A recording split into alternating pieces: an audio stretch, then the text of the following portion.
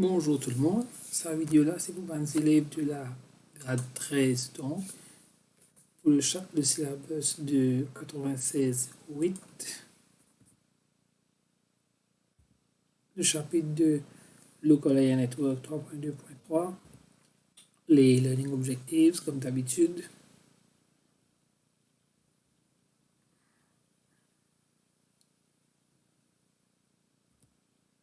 Et commençons maintenant. Et là, pour commencer, une partie de ce chapitre-là qui est bougé, qui est dans le nouveau syllabus de 96-18, maintenant il trouve dans le papier. Donc c'est basé le working via ce chapitre-là. Alors, on commence par définir c'est quoi un network. Un network, ça veut dire un computer qui est connecté ensemble. Il est capable d'un network qui est câblé, qui n'a pas de câble, donc il fait net, comme on a deux autres computers, vous pensez, deux autres écoles, ou bien il est capable de wireless, d'utiliser ce moment radio waves ou bien microwaves pour faire la connexion entre un ordinateur. Ce qui fait nous connecter un computer ensemble. Un computer, s'il n'est pas connecté avec aucun network, on appelle un stand-alone computer. Tout seul, il n'est pas connecté, il n'est pas aucun réseau, donc pour connecter, pour accéder à un document, I should be physically present there. Ce qui fait nous connecter les computers ensemble, c'est tout simplement pour nous share des ressources. Quand nous share des ressources, à ce moment-là, nous sommes capables de diminuer nos costs. Par exemple, nous sommes capables, une seule connexion Internet, nous sommes capables de faire 5, 10, 15, peu importe le nombre d'ordinateurs, share sa connexion Internet là. Pareil pour un printer, vous savez, un network printer, vous savez, un seul file server, tout le monde se trouve ce document dans sa file server. Alors, bien sûr, cost effectiveness, ce n'est pas la seule raison qui fait nous faire un network, nous allons ça après. Network topology, c'est la façon que nous connectons différents éléments ensemble. Dans le réseau, nous avons 10 computers. Nous avons server, nous avons router, nous avons file server, print server, workstation, et tas de components. La façon que nous connectons ensemble, c'est ça que nous appelons topology. Il y a deux types de réseaux, il y en a LAN, il y en a WAN. LAN, les de single building, les très proches. WAN, les distancés par une grande distance, un computer séparé par large distances, et quand même plusieurs pays. Un LAN, nous obligés avec câble, pas obligé, mais souvent nous avec câble. Nous cassons Wi-Fi aussi, nous cassons Wi-Fi optique un câble. Par contre, un WAN, nous sommes capables de servir un satellite links, un microwave signals, parce qu'il traverse pas un pays, traverse dans l'océan pour faire la connexion. L'avantage de un réseau, premièrement, nous avons share une phase entre users, nous avons share hardware, software, resources, nous avons share une connexion Internet. Software, ça veut dire par exemple, nous sommes capables d'installer une seule application software et tout le monde, depuis cette workstation, de connecter à sa serveur, là, de run le software. Nous sommes capables aussi improve communication between staff et une meilleure communication, un email, un messages, plus facile pour communiquer. Et un seul database, que tout le monde a accès à ce database et par ailleurs, donc, il est facile de faire backups. Et ben, staff, donc, a travaillé à différentes places. Par exemple, moi, je travaille dans mon bureau, ma place de travail, arrivé à un problème, bon, comme tu n'as plus de travail, mais c'est pas un problème, je shifter dans un autre computer, je login et je continue de travail. Pareil, quand on se fait marcher, si la caisse numéro 3, par exemple, il y a un souci là, un problème de l'eau coulé par exemple, de la caisse numéro 3, sa caissière là, il bousille, elle note la caisse, il login et il continue de travail.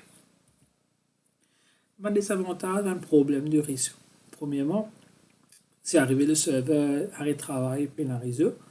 Deuxièmement, nous avons un problème de sécurité. On besoin qu'à protéger un document avec password, avec encryption. Et bien sûr, un virus pour propager plus facilement. Et nous avons un staff en plus pour manager nos réseaux, pour maintenir nos réseaux.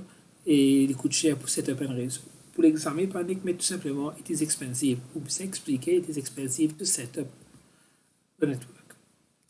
Bus topology. Topology, ça veut dire façon qu'il y a connecter nos computers ensemble. Alors, bus topology, c'est, le dessin plutôt, ça c'est le main cable. Là, ce main cable là, vous besoin il y en a dans deux extrémités, vous besoin il y en a un terminator qui est dans le dessin P par ailleurs.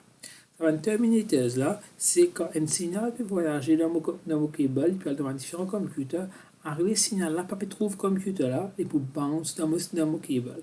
À ce moment-là, vous avez un terminator des deux côtés, ça termine là, les pour discard the signal, les pour kill off data traffic, unnecessary data traffic. Alors, donc, tout le data voyage à travers une main cable, data is transmitted when cable is idle. Ça veut dire quand un computer avec l'autre computer peut communiquer, on va capable de data, on vous entendre, et il ne va pas servir quand il y a beaucoup de computers connectés ensemble. Au d'extrémité, nous servions terminators et on est capable seulement broadcast mes messages. Alors, ça veut dire que si ça computer n'a pas de message, ça computer là, tout l'autre communication cable là, je gagne ça data là. L'avantage, donc, il coûte moins cher parce qu'il a moins de câblage et il est facile pour ajouter une nouvelle workstation sans qu'il arrête le travail. Désavantage, arriver le main cable in failure, no winning network. Les coûts cher pour, nous faisons extra hardware parce qu'il nous faisait avoid collision, ça veut dire terminators. Et en sécurité parce que tout le workstation trouve tout data qui peut voyager dans le réseau. Deuxième topologie, c'est une star topologie. Ici, nous avons un seul central computer. Ce central computer est connecté avec plusieurs workstations, peut-être même avec un printer server et un printer par la suite. Mais le central computer implique que si ça computer-là, on vit avec ça computer-là, il y a un message dans le central computer-là, il y a un message directement dans sa computer-là, tout le monde pas gagner sa connexion. Il va besoin un serveur, il peut aussi un switch, il peut un hub aussi. Et pourtant, il y a un point de connexion qui relie tous les différents appareils components dans le network. Nous services de Plex Communication Transmission et que c'est une topologie, c'est qui est plus commun, plus souvent nous servit que nous sommes un réseau. Sur l'avantage, il n'est pas affecté s'il y a arrivé une connexion une cassée.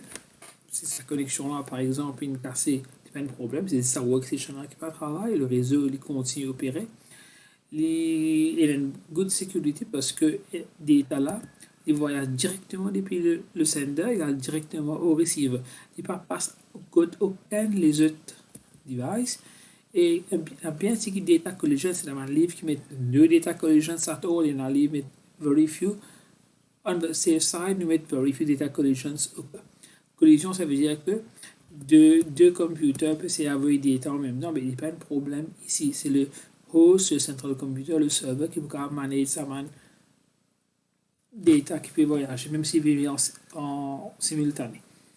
Sur les avantages, il coûte cher pour installer parce qu'il y a beaucoup de câblage ici, et ça arrive le host, le main server, le main computer, le central computer, le switch, le hub à travail.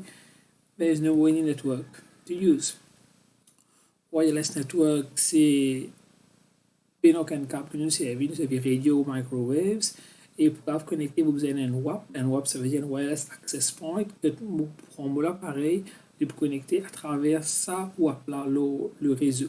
Wi-Fi, c'est tout simplement la façon que le data peut voyager. Mais si vous avez un WAP, on a Wi-Fi, il passe en ce moment-là. Wi-Fi, c'est le transmission medium. WAP, c'est que ça point qui vous donne moi accès avec Internet là. Quand nous servions Wireless Network, nous servions ça d'un LAN, une organisation, une compagnie, une école sur LAN. Nous servions ça avec un smartphone, tablette PC, nous servions ça avec un printer, nous servions ça avec un game consoles, on peut connecter à Internet. L'avantage, donc, pas besoin de câble, pas besoin de câble physique.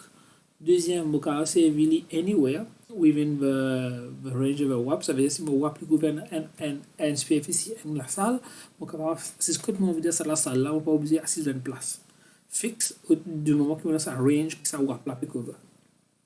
Bien sûr, mon réseau wireless traverse mon miraille, mais il dépend de combien de mirailles pour traverser et il dépend aussi de la structure ou bâtiment. Et il est bien facile pour setup. Sur les avantages, il est plus lent, cable network est beaucoup plus rapide. Il besoin un WAP, nous besoin pour connecter avec Internet, nous besoin d'avoir un crypto data parce que quand on peut connecter à un réseau Wi-Fi, tout le monde peut gagner des data. Du moment qu'il y a encrypted, à ce moment-là, votre seul cas lire des data là, comprendre des data là. Et alors un réseau Wi-Fi n'est pas capable de mettre beaucoup de computers connectés en même temps. Switch, c'est un appareil qui peut permettre moins chère connexion avec un main network. Alors, si ça c'est mon système Mon network system. Alors, vous trouvez ici mon server, mon workstation, mon switch ici. Switch, ça lui permet sa station là, avec sa station là, et une sorte de store network. Mais il permet aussi sa computer là connecté avec le main network, par exemple Internet. Bien sûr, sa connexion est pour shared. C'est tout, vous servir même connexion Internet. C'est tout servir Internet en même temps. Vous pouvez une lente. Quand vous pouvez une lente, à ce moment-là, vous pouvez upgrade sa connexion là. Vous pouvez avoir une connexion plus rapide. Et je ai ici photo and switch. Un routeur est connecté des différents réseaux ensemble. Par exemple, connecté au LAN, au Ethernet, avec connecté avec Internet. Il prend paquet là, il modifie parce qu'il a un réseau LAN et un réseau WAN. Paquet là n'est pas pareil. Data paquet là n'est pas pareil. C'est mon routeur qui vous prend pour modifier l'île et mettre sa paquet là voyage entre un réseau pour aller à un autre réseau. Il paraît quand on peut sortir dans l'atmosphère, on peut aller dans l'espace, ou l'espace dans l'atmosphère, c'est la même personne. Il y a une préparation que vous avez, un changement que vous avez fait. Ça aussi pareil. Il y a un changement que vous avez donné data packet, et ça c'est mon routeur qui le fait. Bien sûr, mon routeur c'est une network adresseuse, et qui prend l'adresse aussi les autres routeurs, puis il est capable de dire ça paquet là, la route est bien allée. Un routeur, ce qu'il fait, il garde un table, tout va dans l'adresse qu'il connecte, tout les autres routeurs qu'il connaît, et que ça l'adresse ça, le table of addresses là, il peut copier ça entre routeuses. Je communiquer entre les routeuses. En fait, un routeur, c'est quoi? C'est tout simplement, il prend un paquet, il vient qu'à faire à la destination. Le routeur là, c'est un petit travail. Le paquet là, vient de côté, il vient qui est plus facile, meilleur, plus efficient qu'il est capable. Et qu'un routeur il permet moi, si un public network comme Internet, pour connecter ban private networks. Je m'explique plus simplement. La case que tu as un private network, la case que tu as un private network, si on veut faire une video conferencing, une video chat avec vous, vous savez Internet, le public network, pour connecter mon private network avec ce private network. Il y a différents types de networks qui involvent là. À ce moment-là, nous avons un routeur. Alors, ce dessin-là montre un LAN et qu'un autre LAN vous a connecté à un public network. Vous oubliez un routeur parce que the protocol here is not the same, the data packet is also not be the same. Alors, un routeur, comment il fait pour les routes sa data-là, data packet dans un réseau? Alors, premièrement, le routeur, il recevoir sa paquet-là, il guette paquet-là sur destination était. S'il pas contre sur destination, il discard paquet-là. Ça nous guette dans le chapitre précédent.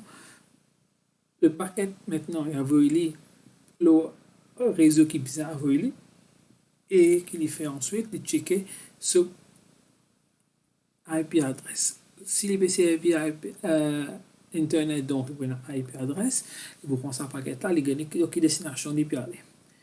Le routeur, il a une public IP adresse. Les différents appareils dans mon LAN qui connectent avec mon routeur, là, il a une private IP adresse. Le routeur, il agit comme un NATbox. Il peut avoir sa public IP adresse. Et pour le routeur qu'il fait, il convert le LAN adresse de MAC adresse to IP adresse ou vice versa. Comme je disais, il fait sa transition entre LAN et Internet, entre private et public network. Le routeur se travaille, il a besoin de route meilleure, la route plus efficace, plus rapide pour être capable de faire sa paquette là, arrive de sa destination. L'autre appareil nous cause un bridge. Un bridge, c'est un network device qui vous permet de connecter deux LAN ensemble. Deux réseaux qui pareillent donc. Il prend l'état dans un réseau, il prend les pour transmettre dans l'autre réseau, si jamais vous êtes traversé pour aller dans l'autre réseau. Il fait un bridge il garde l'adresse de tout le computer, le workstation, le device qui est dans chaque segment. Donc, ça descend pour comprendre plus en détail. Donc, on a un bridge au milieu. On a un segment A ici qui contient 5 computers, segment B qui contient encore 5 computers. Si PC1 est apposé avec PC3, PC1 avait un message côté le bridge check que PC3 est trouve du même côté, dans le même segment, il y avait un message à côté PC3. Si PC1 envie cause avec PC8, il y avait un message à côté bridge a checké que PC8 était. PC8 trouve dans le segment B. Donc, le data packet traverse le pont, traverse le bridge dans le segment B à ce moment-là. bridge se travaille avec MAC adresse, puis se travaille avec LAN. Un routeur, par contre, doit se travailler avec IP adresse parce qu'ils ont une communication avec le Internet. Modem, c'est un appareil qui nous pas servi assez longtemps, puis c'est un modem qui fait communique entre un analog data, un analog network et un digital network. Mon computer est digital, on a les téléphones les analogues, nous faire convertir les data. Maintenant, les pas requis qui faire parce que les téléphones est déjà digital. Donc, pas besoin de convertir digital de digital. Donc, routeurs n'est pas trop donné à ce NIC, c'est l'appareil qui permet de moi connecter le LAN. NIC, c'est Network Interface Code. Je trouve le bonne photo. C'est un, parce que je vais mettre mon câble Ethernet, mon câble réseau. Et qui aussi permet de moi gagner une MAC adresse qui, bien sûr, est unique pour chaque appareil, le réseau. Si on a connecté le Wi-Fi, à ce moment-là, on besoin un wireless NIC. Server, c'est un powerful computer, c'est un computer plus puissant qu'un workstation. Il y a différents types de serveurs. Il y a un disk file server pour nous, il y a un disk drive, il y a un printer server, il y a un network server qui peut manager le network traffic. Et il y a aussi un network qui peut provide processing power. C'est un remote terminal, il n'y a aucun ou bien ticket processing power. Mais là, on peut installer le terminal, on peut un mouse keyboard, l'écran. Pour communiquer avec le serveur-là, il fait tout le travail et il retourne le moment de réponse, information par la suite. CSMACD, c'est, encore une fois, c'est un